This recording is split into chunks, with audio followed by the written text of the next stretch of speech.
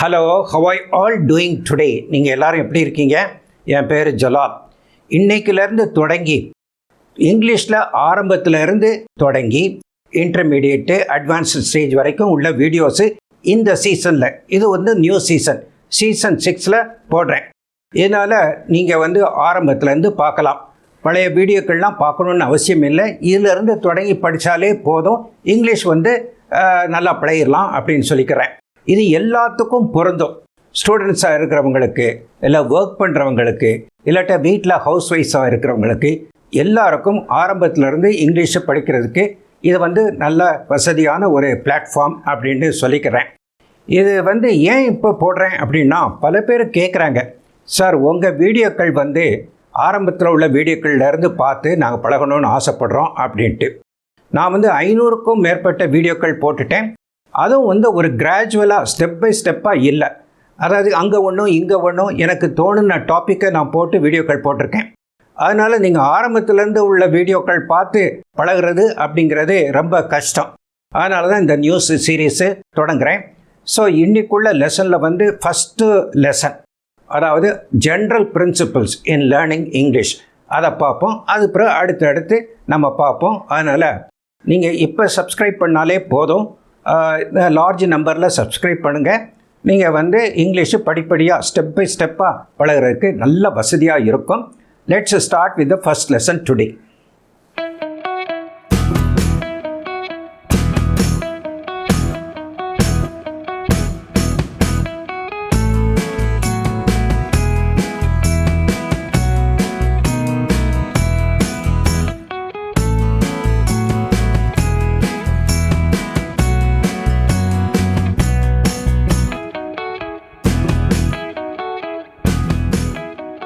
So இன்னைக்குள்ள topic என்னென்னா, the correct method for beginners to learn English soon. ஆரம்ப நிலையில் உள்ளவர்கள் விரைவில் ஆங்கிலம் கற்க ஒரே வழி என்ன அப்படிங்கிறத பார்ப்போம்.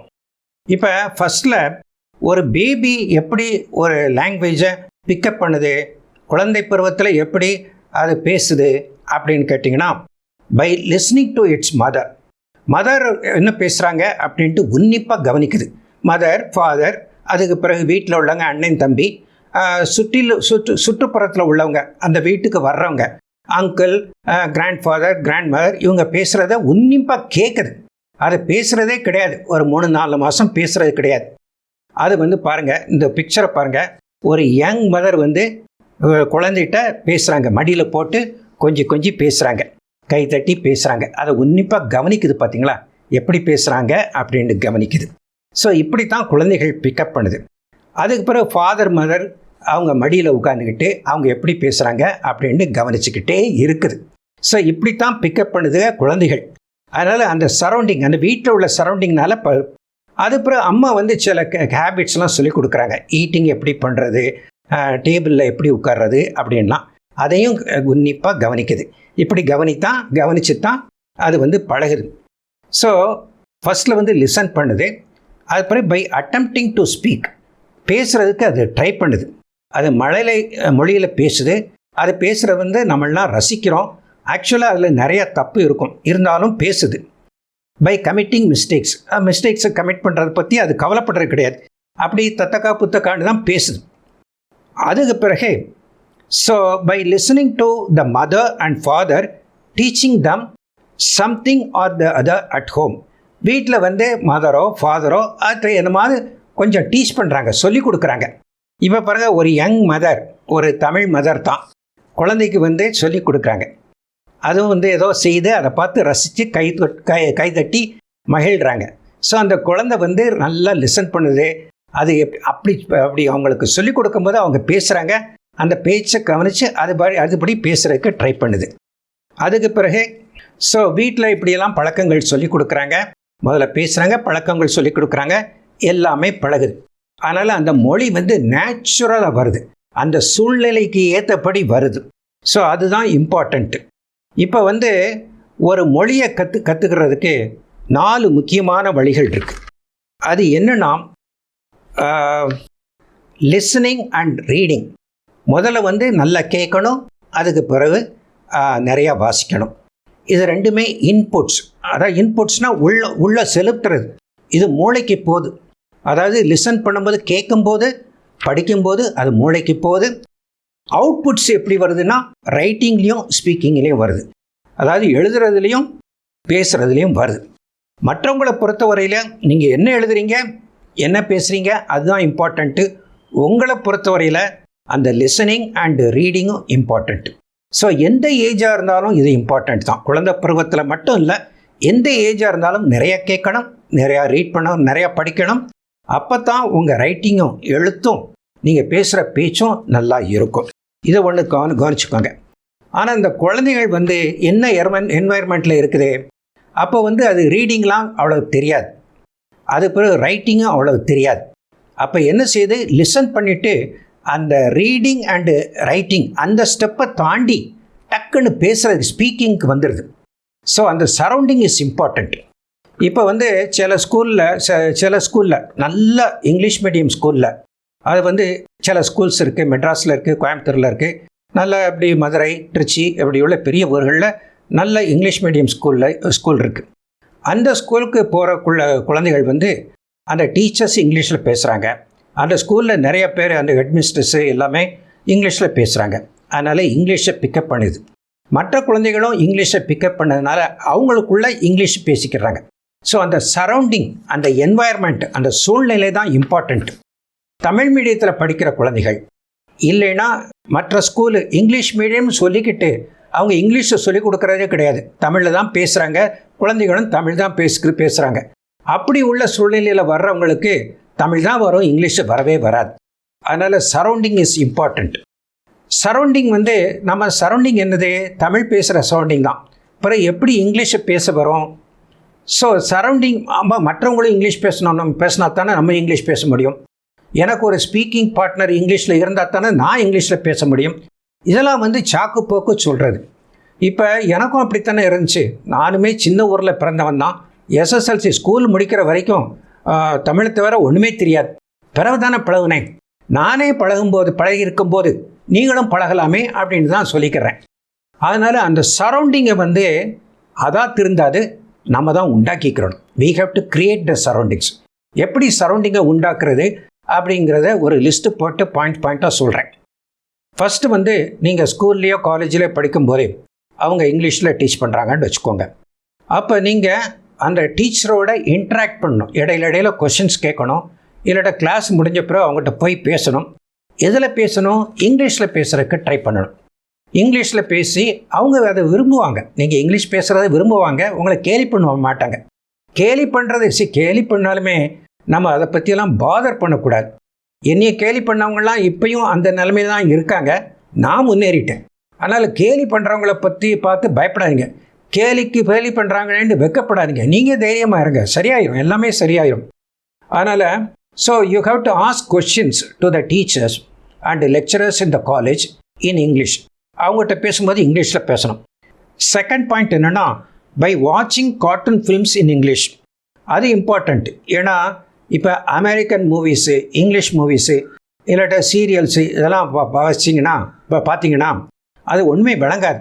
அந்த சப்டைட்டில்ஸ் போட்டிருப்பாங்க, அதை படித்து முடிக்கிறதுக்குள்ளே அடுத்த சீன் வந்துடும். சப்டைட்டில்ஸ்னால் கொஞ்சம் கஷ்டமான வார்த்தைகள் போட்டாங்கன்னா அதுவும் விளங்காமல் போயிடும். அதனால் என்ன செய்றீங்க, கார்ட்டூன் ஃபிலிம்ஸு பாருங்கள், அது இம்பார்ட்டண்ட்டு. அதுக்கப்புறம் சில்ட்ரனுக்குள்ள புக்கை பாருங்கள். சில்ட்ரனுக்குள்ள புக்கு வந்து ரொம்ப சிம்பிள் இங்கிலீஷாக தான் இருக்கும். அதுக்கப்புறம் ஷார்ட் ஸ்டோரிஸு பாருங்கள், படிங்க. விளங்கலைனாலும் படிங்க, அதுதான் இம்பார்ட்டண்ட்டு. Reading is important. அதெல்லாம் இன்புட்ஸ்.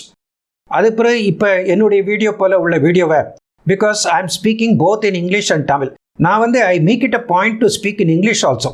தமிழில் மட்டும் பேசிட்டு பொழுதை கடத்திட்டு போயிடலாம்.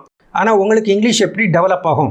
So I make it a point to speak in English also in between, so that you also listen to English and pick up the language. அதனால தான் இடையில இங்கிலீஷ் பேசுகிறேன். ஸோ பை வாட்சிங் யூடியூப் வீடியோஸ் இன் இங்கிலீஷ். இதில் என்னென்னா native English speakers யூடியூப்லாம் conduct பண்ணுறாங்க, அதை பாருங்கள். அது வந்து நல்ல பெனிஃபிட் இருக்கும் உங்களுக்கு. அது பிறகு reading sports columns in news paper and magazines. மற்ற நியூஸ்லாம் படிச்சிங்கன்னா விளங்குறதுக்கு கொஞ்சம் கஷ்டமாக இருக்கும். ஸ்போர்ட்ஸில் அநேகமாக யங்ஸ்டர்ஸ் ரொம்ப இன்ட்ரெஸ்டடாக இருப்பாங்க, அதை படிங்க. அது மட்டும் இல்லாமல் கிரிக்கெட் கமெண்ட்ரிஸ் இருக்குது. கிரிக்கெட் கமெண்ட்ரிஸை வந்து இங்கிலீஷில் இருக்கும், அதை இங்கிலீஷில் லிசன் பண்ணுங்கள். நல்ல கமெண்டேட்டர்ஸ்லாம் இருக்காங்க. ரவி சாஸ்திரி இருக்கார், ஏன்னா ஹர்ஷத் போக்லே அப்படின்லாம் இருக்காங்க.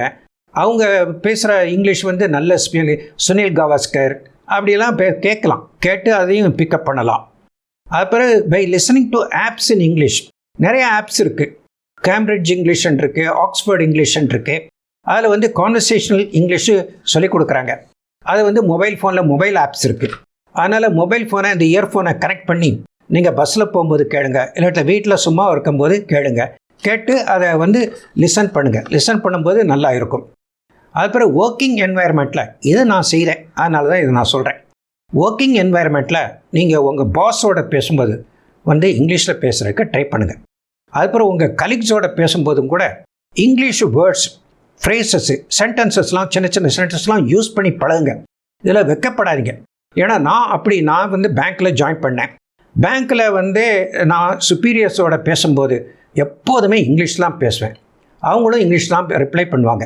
நான் இங்கிலீஷில் பேசுகிற பார்த்து அவங்களும் தான் இங்கிலீஷில், அந்த சரௌண்டிங் வந்து தன்னை போல், அந்த என்வாயர்மெண்ட்டு தன்னை போல் வந்துடும். நம்ம தானே க்ரியேட் பண்ணுறோம். சரி, தமிழில் பேசுகிறவங்களுக்கு இங்கிலீஷே வராது, அதனால் நம்ம தான் க்ரியேட் பண்ணணும். அப்படி செய்யுங்க. Next method is by practising to speak in English with an English speaking partner. உங்கள் ஃப்ரெண்டு ஒருத்தர் இருக்கார், அவருக்கும் எப்படியாவது இங்கிலீஷு பழகி வாழ்க்கையில் முன்னேறணும் அப்படின்ட்டு ஆசை இருக்குது. நீங்கள் 2 பேரும் சேர்ந்து உங்களுக்கு தெரிஞ்ச இங்கிலீஷில் பேசலாம். ஒரு கான்வர்சேஷன் மாதிரி. ஹவ் ஆர் யூ அப்படின்னு கேட்கலாம். I am fine, what are you doing அப்படின்லாம் கேட்கலாம். இப்படி பேசி பழகலாம். அது வந்து நல்ல மெத்தட். ஸோ ப்ராக்டிஸிங் பார்ட்னர் கிடைக்கல, அப்போ என்ன செய்கிறது அப்படின்னா, by you can practise in front of mirror. மிரர்னால் கண்ணாடி. கண்ணாடிக்கு முன்னால் நின்று உறக்க எதையாவது பேசலாம். உங்களுக்கு தெரிஞ்ச இங்கிலீஷில் பேசலாம், இல்லாட்ட ஒரு நியூஸ் பேப்பர் எடுத்து வாசிக்கலாம், அந்த ப்ரொனன்சியேஷன் நல்லா வரும். அப்படி இல்லைன்னா உங்களுக்கு கான்வர்சேஷனல் இங்கிலீஷை பழகணுன்னா நான் 2 புக்ஸு போட்டிருக்கேன். Practical guide to spoken English volume 1 and volume 2. அதனுடைய லிங்க்ஸ் வந்து இந்த வீடியோக்கு கீழே உள்ள டிஸ்கிரிப்ஷன் பாக்ஸில் கொடுத்துருக்கேன். அந்த லிங்க்கை கிளிக் பண்ணி அந்த அமேசானில் நீங்கள் வாங்கிக்கலாம்.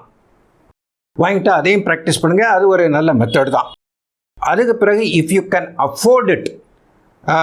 அஃபோர்ட் இட்னா உங்களால் பணசக்தி இருந்துச்சு, செலவழிக்கக்கூடிய சக்தி உங்களுக்கு இருந்துச்சுன்னா, by talking to teachers in English, online teachers in English. Online teachers நிறையா இருக்கிறாங்க.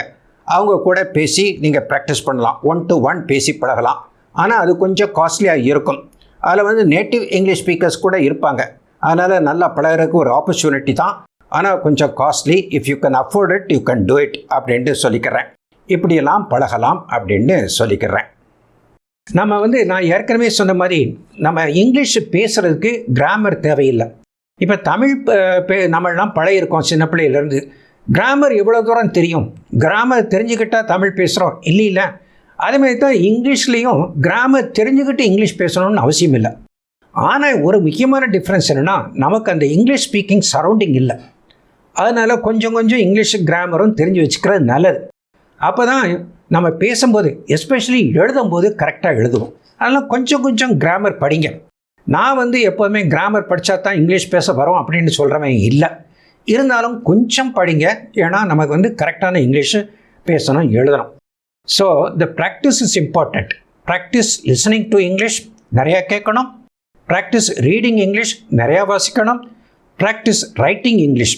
அது வந்து ஒரு சின்ன டைரி மாதிரி வச்சுக்கிட்டு நைட்டு படுக்கிறதுக்கு முன்னால் இன்றைக்கி காலையிலேருந்து அப்போ வரைக்கும் என்ன நடந்துச்சு அப்படின்ட்டு உங்களுக்கு தெரிஞ்ச இங்கிலீஷில் எழுதுங்க. So writing practice is important. And speaking practice நான் ஏற்கனவே சொல்லியிருக்கேன். ஆஃபீஸில் எப்படி பேசுகிறது, லெக்சரர்ஸ் டீச்சர்ஸ் எப்படி பேசுகிறது, இல்லாட்ட மிரருக்கு முன்னால் எப்படி பேசுகிறது அப்படின்லாம் சொல்லியிருக்கேன். அப்படி ப்ராக்டிஸ் பண்ணுங்கள். அப்படி இப்போ ப்ராக்டிஸ் பண்ணிங்கன்னா உங்களுக்கு வந்து இங்கிலீஷு வந்துடும் அப்படின்னு சொல்லிக்கிறேன். ஸோ இந்த வீடியோ உங்களுக்கு பிடிச்சிருக்கும்னு நினைக்கிறேன். ரொம்ப யூஸ்ஃபுல்லான வீடியோ. இப்படி செய்யுங்க, இங்கிலீஷை பழகிக்கலாம் அப்படின்னு சொல்லிக்கிறேன். ஸோ இந்த வீடியோ உங்களுக்கு பிடிச்சிருந்துச்சுன்னா அந்த லைக் பட்டனை ப்ரெஸ் பண்ணுங்கள். அது பிறகு ஷேரும் பண்ணிக்கோங்க இந்த வீடியோவை. அதுக்கு பிறகு இது போல் எஜுகேஷ்னல் வீடியோஸை பார்க்குறதுக்கு என்னுடைய சேனலுக்கு சப்ஸ்கிரைப் பண்ணுங்கள். அதுக்கு அந்த சப்ஸ்கிரைப் பட்டனையும் ப்ரெஸ் பண்ணுங்கள்.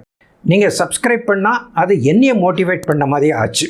ஸோ நிறையா சப்ஸ்கிரைப் பண்ணுங்கள் அப்படின்னு கேட்டுக்கிட்டு இந்த வீடியோ முடிச்சுக்கிறேன். பாய்.